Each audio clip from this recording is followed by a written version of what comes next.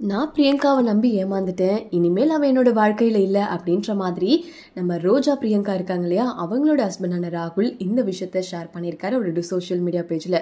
நம்ம எல்லாருக்கும் தெரியும், ரோஜா சீரியல் மூலமா ரொம்பவே ஃபேமஸ் ஆனவங்க தான் நம்ம நல்கர் பிரியங்கா. இவங்க பார்த்தீங்கன்னா இப்போ நிறைய சீரியல் நடிச்சிட்டு இருக்காங்க. ஆக்சுவலி ஜீ தமிழ்ல பார்த்தீங்கன்னா சீதாராமம் அப்படின்ற சீரியல் நடிச்சிட்டு இருந்தாங்க. அதை தொடர்ந்து கல்யாணம் பண்ணிட்டாங்க. அதனால குவிட் பண்ணிட்டு அவங்க மலேசியாவில் அவங்க ஹஸ்பண்ட் கூட இருந்தாங்க. இப்போ திருப்பி வந்து நனதமேந்தி அப்படின்ற புது சீரியலில் நடிச்சிட்டு இருக்காங்க அப்படின்னு.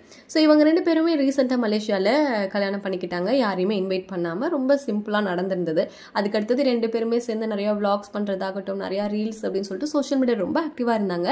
அதுக்கப்புறம் என்ன ஆச்சு அப்படின்னு தெரியல, ரெண்டு பேரோட சோஷியல் மீடியாலுமே ரெண்டு பேர் இருக்கிற ஃபோட்டோஸோ வீடியோஸோ ரீல்ஸோ எதுவுமே இல்லாமல் இருந்தது. இதை பார்த்து எல்லாருமே இவங்க ரெண்டு பேரும் பிரிஞ்சுட்டாங்களா அப்படின்னு கேள்விகள்லாம் கேட்டுட்டு இருந்த நிலையில ஒரு பக்கம் பார்த்தீங்கன்னா நம்ம பிரியங்காவும் அதை பற்றி வாய் திறக்காமையே இருந்தாங்க. ரெண்டு பேரும் மாறி மாறி ஸ்டேட்டஸ் மட்டும் போட்டுட்டு இருந்தாங்க, சம்திங் ஒருத்தரை ஹிட் பண்ணுற மாதிரி. இப்போ பார்த்தீங்கன்னா நம்ம பிரியங்காவோட ஹஸ்பண்ட் இருக்காங்களே, அவர் என்ன போட்டிருக்காருன்னா, எனக்கு அவங்க என்ன நினைக்கிறாங்க அப்படிங்கிறது தெரியாது, ஆனால் ஒரு விஷயம் மட்டும் உறுதி, நாங்கள் ரெண்டு பேரும் ஒன்றா இல்லை.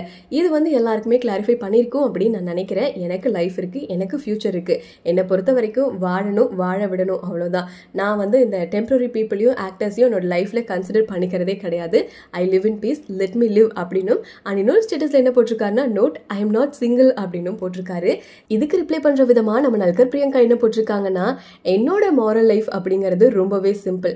நீ என்னை நல்லா ட்ரீட் பண்ணனா நானும் டெஃபினட்டா நல்லா ட்ரீட் பண்ணுவேன் அப்படின்ற மாதிரி மாறி மாறி ஸ்டேட்டஸ்ல சண்டை போட்டுக்கிறத நம்மளால பார்க்க முடியுது. எஸ், அஃப்கோர்ஸ் இவங்க ரெண்டு பேரும் பிரிஞ்சுட்டாங்க அப்படிங்கிறது தெரியும். என்ன காரணம் அப்படிங்கிறது மட்டும் தெரியல.